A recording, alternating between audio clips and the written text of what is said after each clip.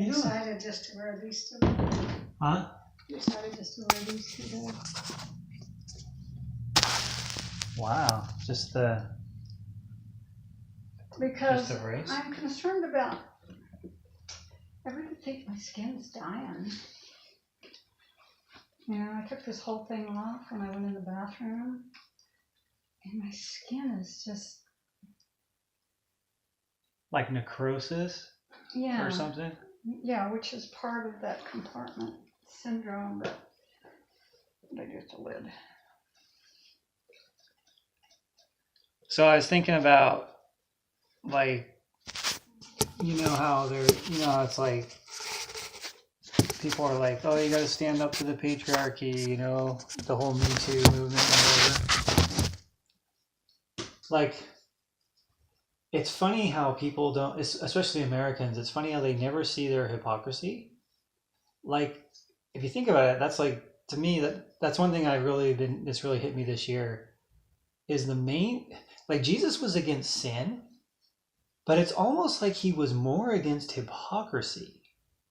In other words, if you were a sinner and you just admitted it, it's almost like Jesus was like, he was more okay with that than like you pretended you were on the right side, but you weren't. Yeah. Like you pretended you were good. He really hated hypocrites. Yeah. Like, and you remember, like he would go dine with sinners and stuff. I actually think he was okay with sinners, like sinners who just were honest about their sin. You know, like yeah, I'm a bad person. I lie, I cheat, whatever. You know, but you know, at least I don't pretend that I'm a high priest in the temple. You know, like anyway. So the whole Me Too movement, right? So you have the Me Too movement, like yeah, I was molested too. You know, down with the patriarchy, and then people are saying, well, it's the same thing with the Mormon Church, and it's like, okay, if you're gonna say that the Mormon Church is just the same as Hollywood, are you serious? Like Hollywood producers and directors, maybe they're all scum, but the amount of bishops and stake presidents who are like molesting people, okay, what is that, like 1 out of 10,000 or something? Like it's not going to be a high number, you know. And it's like, and here's a funny thing too about people who attack the Mormon Church, because I know there's going to be more in the future, right? There's going to be more attack in the future, you know. Is if they attack it because they call it patriarchal, I think that's funny because of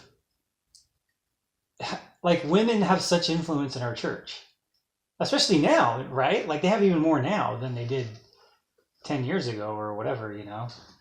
And it's like, why don't you talk to the women in our church and see what they think about the church?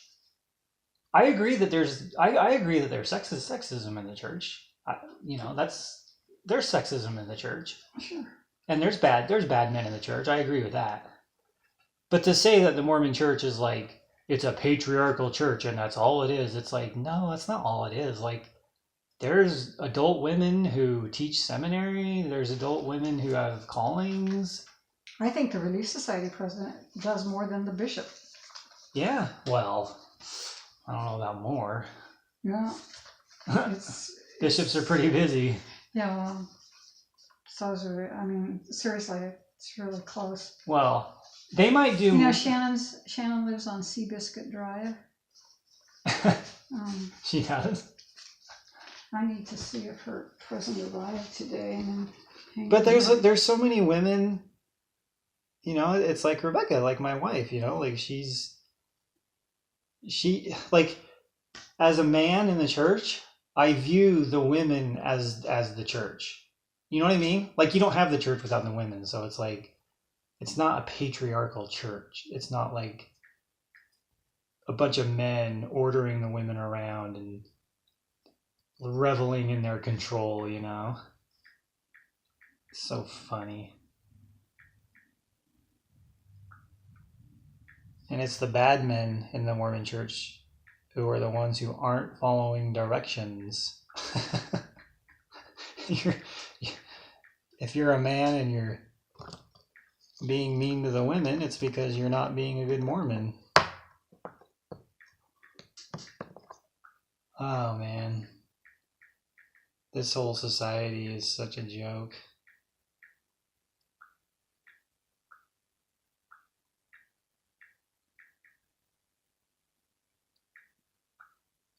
Yeah. Well,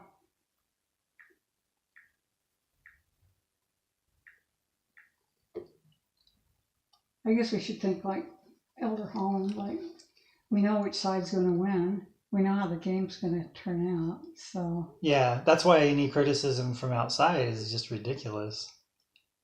It's like, fine, attack the Mormon church. Go ahead. Attack us. And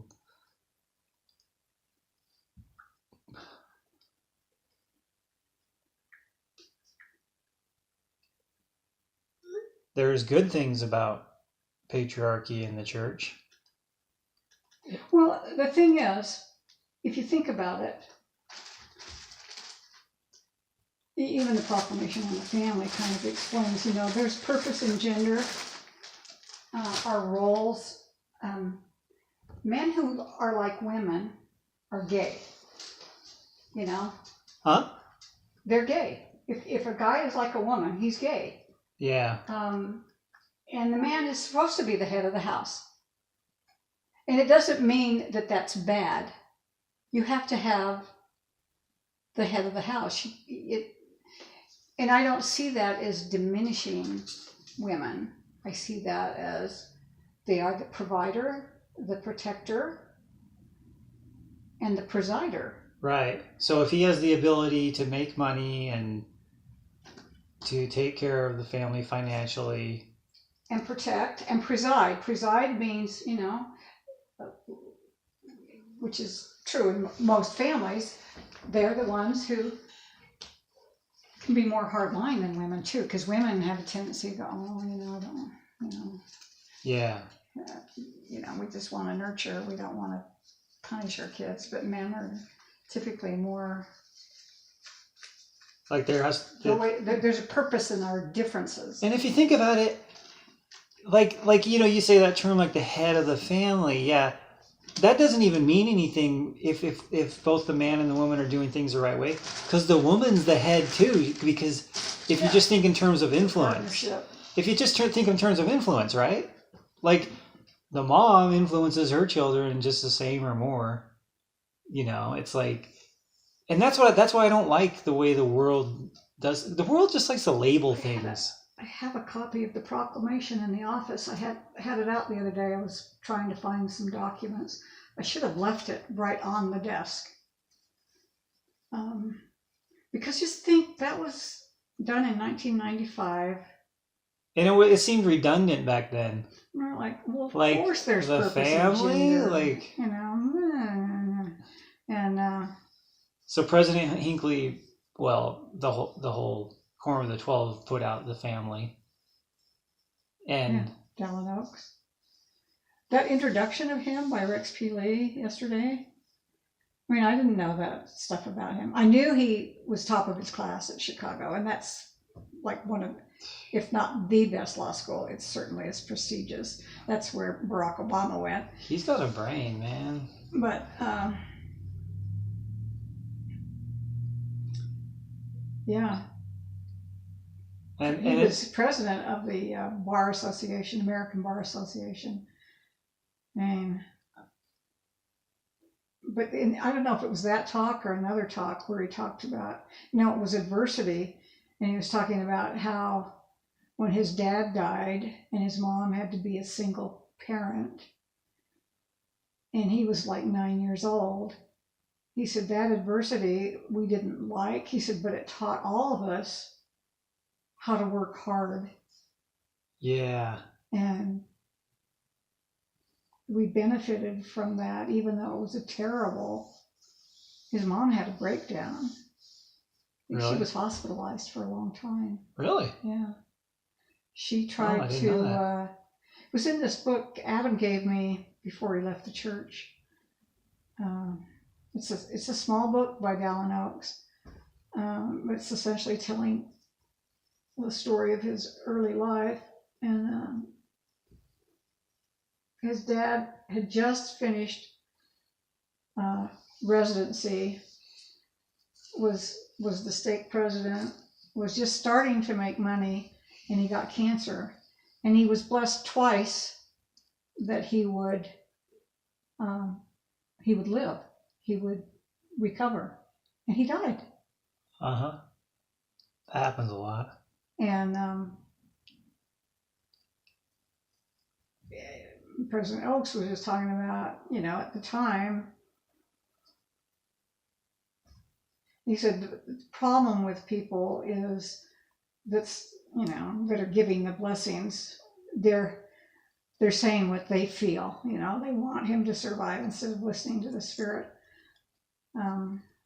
And I think the person receiving the blessing needs to tell them, like, hey, don't, because some people, when they ask for blessings, they kind of pressure the priesthood. They're kind of like, please give me a blessing. I want to feel better.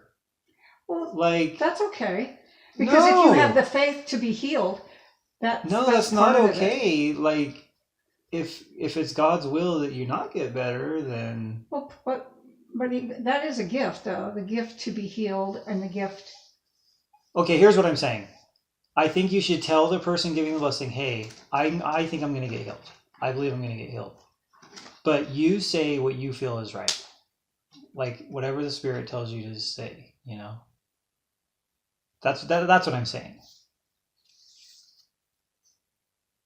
Because... Well, most people, when they get blessings, they want that reassurance. Elder Bednar gave a talk about having faith to not be healed.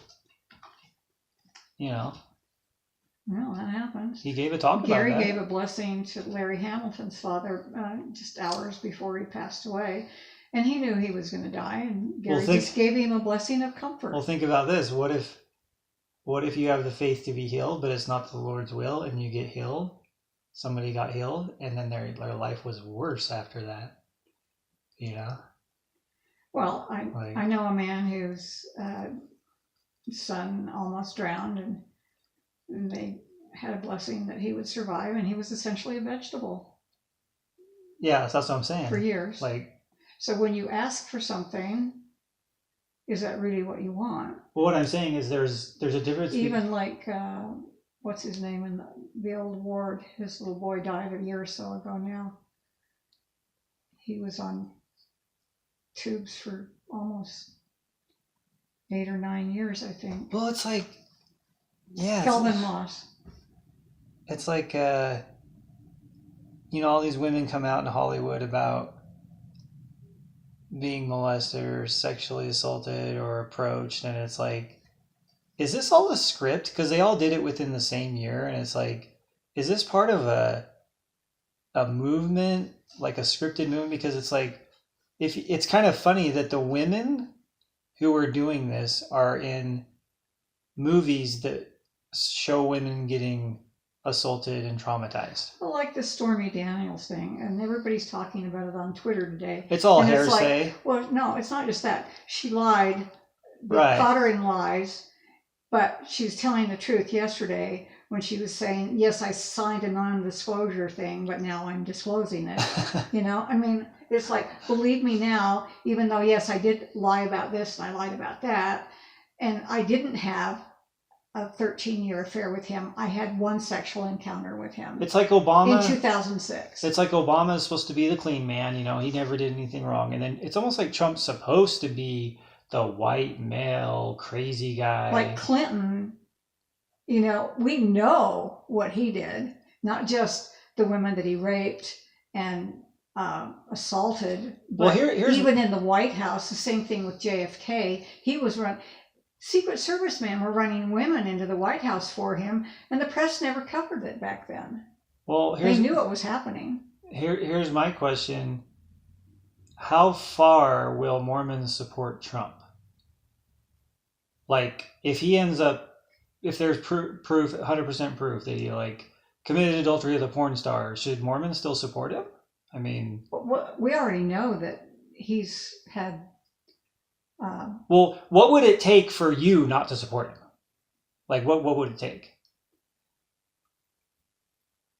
For him to not fulfill the promises that he said he would. I find it very fascinating, and Dennis Prager's talked about this, the irony that God uses imperfect people to fulfill really good purposes, because he is the most conservative president we've had since before Reagan.